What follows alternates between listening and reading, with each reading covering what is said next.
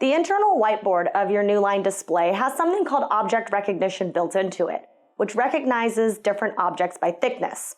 If I use a stylus, I can set it to a particular color and thickness. If I use my finger, it will actually recognize a different color and thickness however I set it. You could actually write with both at the same time. If you use the back of your hand or 5 fingers, it will erase. If you want to turn object recognition off, go to the bottom right corner of your whiteboard and touch on the little gear icon. Toggle the switch to the right. Now, it will write in the same color regardless of what you touch it with. Now let's go over the basic tools of the internal whiteboard, starting from the left. First, we have our photo tools, which allow us to pull in pictures that we've previously taken using the screenshot button on your toolbar.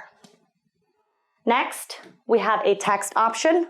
You can input text into your whiteboard here. After that, we have shapes. Then we have our pen tools. If you double tap on the pen, you will see colors and thicknesses. After that, we have our highlighter tools. Same thing, if you double tap, you will see colors and thicknesses. Then we have our lasso tool. I can grab multiple objects at the same time and move them around.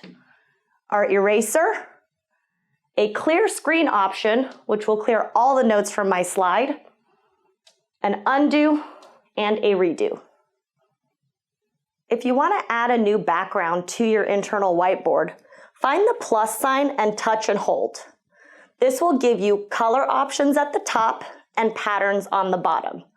Select the color and pattern that you want, then hit OK to insert a new slide in that color.